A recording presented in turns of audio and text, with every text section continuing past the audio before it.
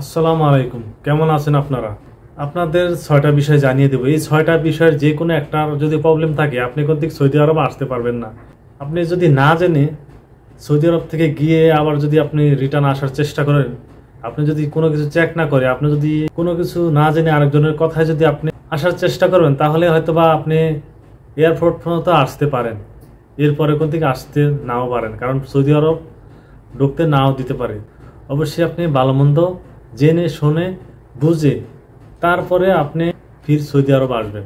কারণ আপনি 4 থেকে 5 লক্ষ টাকা খরচ করে সৌদি আরবের উদ্দেশ্যে আসবেন, সব কিছু করবেন, দেশে মেডিকেল করবেন, টিকিট কাটবেন। যখন বাংলাদেশ থেকে এয়ারপোর্টে হয়ে সৌদি আরবের এয়ারপোর্টে আসবেন, তখন যদি সৌদি আরব এয়ারপোর্টে আপনার নামে যে কোনো একটা প্রবলেম দেখে, তাহলে কিন্তু আপনি আসতে পারবেন না। এখন আপনাদের এই বিষয়টা জানার প্রয়োজন, 6টা বিষয় জানার খুবই প্রয়োজন। আমি এখন 6টা বিষয় বলে দেব। যারা আমার চ্যানেলে নতুন আছেন, চ্যানেলটি সাবস্ক্রাইব করে দেবেন এবং ভিডিওটি বেশি বেশি শেয়ার করে দেবেন, যাতে করে আমাদের প্রবাসীদের উপকার হয়। অনেক প্রবাসী আসছে, না যায় না বুঝে অন্যের কথা শুনে সে নতুন ভিসা দিয়ে আসার চেষ্টা করবে। আপনারা কিভাবে এটা চেক করবেন, কোথায় চেক করবেন, সেটাও আমি বলে দিব ভিডিওর শেষে। 6 নম্বর যে বিষয়টা, সেটা হলো একামায় হুরুপ্রাপ্ত। একামায় যারা হুরুপ্রাপ্ত সমস্যা নিয়ে দেশে যাবে, এখানে কোনো সলিউশন না করে ডাইরেক্ট যদি পুলিশে ধরে দেশে পাঠিয়ে দেয়, তাহলে কিন্তু সে রিটার্ন আসতে পারবে না সৌদি আরব। 5 নম্বর যেটা, সেটা হলো এক্সিট লাগানোর পর যদি আপনি সময় মতো না যান, যেটাকে বলে পরবর্তীতে মোবাহালে গেলে আপনি সৌদি আরব এক্সিট লাগানোর পর যদি আপনি ত্যাগ না করেন সৌদি আরব, যে 60 দিন আপনাকে সময় দেবে, এই 60 দিনের ভিতরে যদি না যান আপনি, তাহলে আপনাকে কিন্তু পুলিশ ধরবে। আর পুলিশ ধরার পর আপনি যদি পুলিশে ধরা দিয়ে যান কিংবা যেভাবেই যান, যে উপায়ে যান, আপনি ফির সৌদি আরব আসতে পারবেন না। এরপরে 4 নাম্বার যেটা, সেটা হলো ভিজিট বিষয় আসার পর আপনার যদি নির্দিষ্ট আপনার মেয়াদ শেষ হয়ে যায়, আপনার এখানে আসার পর যদি মেয়াদ শেষ হয়ে যায়, ভিসার যে সময়সীমা সেটা শেষ হয়ে গেলে আপনি সৌদি আরব আর আসতে পারবেন না। 3 নাম্বার যেটা, সেটা হলো বর্ডার দিয়ে প্রবেশ করা। যে ব্যক্তি বর্ডার দিয়ে প্রবেশ করবে সৌদি আরব, তাকে যদি পরবর্তীতে পুলিশ ধরে পাঠিয়ে দেয়, সে কন্তিক সৌদি আরব আসতে পারবে না পরবর্তীতে।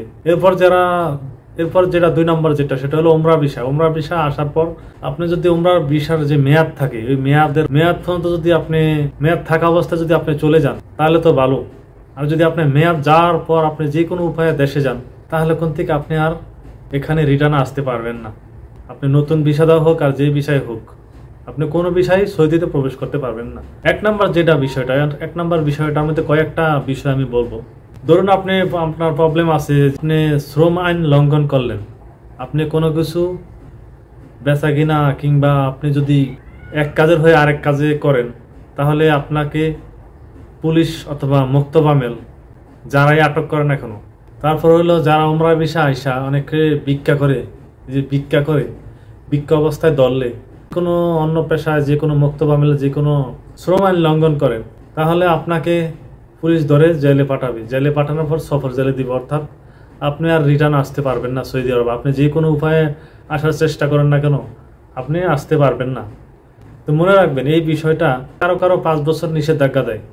এই আমি যেই 6টা বিষয় বলছি, এই বিষয়গুলো কারো 3 বছর, কারো 5 বছর, কারো আরো বেশিও দেয়। মনে রাখবেন, আপনি আসার আগে দিয়া ভালো মতো যাচাই বাছাই করে আসার চেষ্টা করবেন, না হলে কোন থেকে আপনার আমও যাবে, সালাও যাবে। আপনাকে আশা দিয়ে সে এয়ারপোর্ট পর্যন্ত আনতে পারবে, এরপর সে আনতে পারবে না। যারা এই দেশে আসছে কোনো কারণে, আগে প্রবলেম ছিল, 100 জনের মধ্যে 5 জন আসতে পারে। ওই 5 জনেই দেখা গেছে, 5 জনের কথায় অনেকে এসে এয়ারপোর্টে ধরা খায়। কোথায় চেক করবেন এটা? আপনাকে অবশ্যই চেক করতে হবে বাংলাদেশ এয়ারপোর্টে চেক করতে হবে, অথবা বর্তমানে সৌদি আরব কর্তৃক প্রচুর বাংলাদেশি এজেন্সি আছে, তারা কর্তৃক এইসব বিষয়ে চেক করে অল্প কিছু টাকা নেয়। তো আশা করি আপনি চেক করে অবশ্যই আসার চেষ্টা করবেন। অবশ্যই আপনি ভিডিওটা বেশি বেশি শেয়ার করে দিবেন, এবং আপনি যদি আমার চ্যানেল নতুন হয়ে থাকেন, এই চ্যানেলটি সাবস্ক্রাইব করে দিবেন নতুন ভিডিও পেতে। আর ভিডিওতে অবশ্যই একটা লাইক করে দিবেন, কারণ একটা ভিডিও বানাতে অনেক তথ্য সংগ্রহ করতে হয়।